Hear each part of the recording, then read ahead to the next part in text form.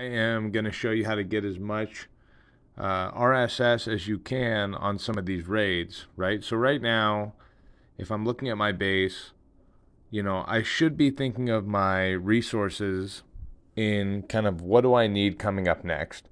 And if you go online, you can find whatever headquarter you're at. Let's say I'm at headquarter 24 and I need to build a wall and, a barracks, right? I'm going to be looking at 25 so that when I start my level 24, I know what my next items are going to be, which, will probably be like a tank and a drill grounds, right? And if you look at each one, they require different items. So, that one's going to be really heavy in bread. Over here, it's going to be really heavy in the iron, right? So you can kind of plan ahead. And the reason you want to know what you need coming up, a note, when you get higher in the level, gold is what you want, okay? Because the science items start to become extremely expensive down in these higher levels. If you're still kind of, working your way through the game, eventually you're looking at 219 million gold for each one of these, and compared to everything else, gold becomes very hard to find. So I'm going to show you how to find gold today because that's what I need. But any resource, you can just change what I'm doing for gold for whatever resource you need. So the first thing I did was I kind of backed up a little bit. In our alliance, more so on our server, we're not allowed to hit anyone who's in another alliance or tagged. So if I come out here to the wastelands and start looking for higher ranked people, I'll take a look and I'll see this guy. He's not tagged, which means I can farm him and I'll send a scout. Now, to do that, I did that and I found a gold, a nice gold mine before I started this video. So I'll show you what I found, right? I've got McGang, which has a ratio of gold, kind of a little bit higher than everything else. Good gold and bread. And then I've got this commander who has practically nothing, right? I don't want to waste my time hitting him. And then I found this guy here, the mother lode, right? This guy's got fantastic ratios. And I'll show you what I mean by ratios. So if we go back to the first scouting report and we hit this guy, one note, always be using these to jump a little quicker. It speeds the game up a lot. So if we hit this guy and then park for a second and take a look at the report, that one got us about the same ratios, right? 34 million, bread, pretty close to the same, a little under. And if we go back here, you'll notice that McGang has pretty close to that ratio, right? So you can start to see that you want to scout people who have heavier ratios of what you want. So we want to be going through and hitting this guy. Not sure how close I am. I think I tried to keep him pretty close. Nice. Okay. So we want to hit this guy, and I'll show you what it looks like when we hit someone who has a higher ratio of the RSS that we're looking for.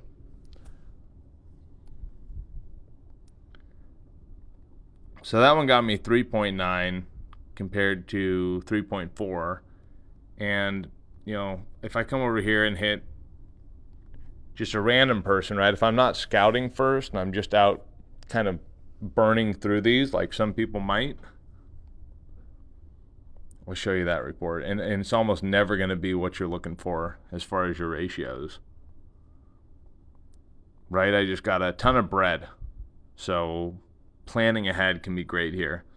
I'll show you a couple more things when it comes to, being out here gathering the RSS from raiding.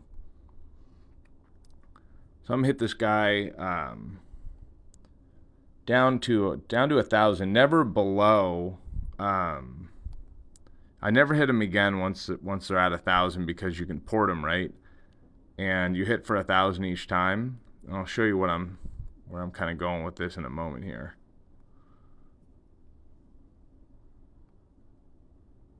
So he's got one more hit I can do on him. If I hit him again after that, he'll jump. And that doesn't help me because once I found somebody who has what I want, I'll come up here to the little icon that's got the banner and I'll keep his name so if someone else ports him, I can try to find him. And then what I'll do is I'll normally actually drop his he's 22, just so that'll help me find him again. So there he is. He's a level 22. Normally at this level they're inactive, so they'll stay the same level. Then I'll write gold. Right, and I'll pick an icon for him. And now I know that, on the map here, that's going to be a gold player. Not like that. That my whole alliance would know, which is not what we're shooting for. I'll go here, 22, then gold. Okay. And then on this list, I know some people will change these where special will be gold, friend will be maybe bread, and this one will be iron. So when you're scanning the map, you know what they are. I've cleared all mine, so mine are just stars now, and I'm only looking for gold. But that's a nice little pro tip. And that way, if I'm zoomed out on the map, I know that there's a guy there I want to be hitting. Another thing I want to show you is your plunder limit and the stamina and kind of verse running Doom elites, how important it is to be raiding every day.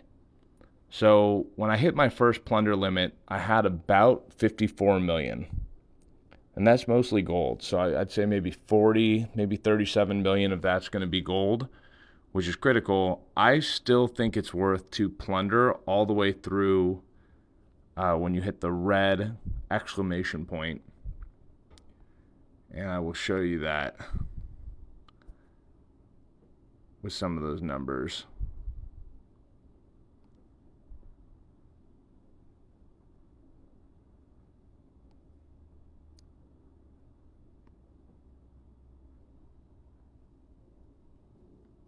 So let's jump back up here and we'll hit this guy a few more times. And all I was doing there is taking a look at the ratios again because I don't remember the names.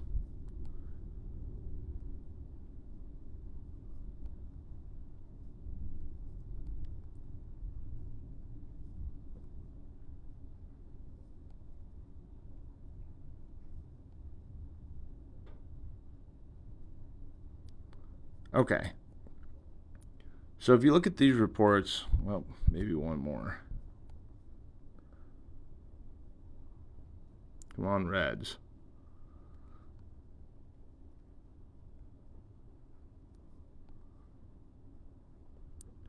You big, nasty little tap. What I'm trying to show you is the cap that you have, and the reason mine's so high now, I've got in season 1 they gave us professions, and so our professions I maxed out the skill where you get more plunder.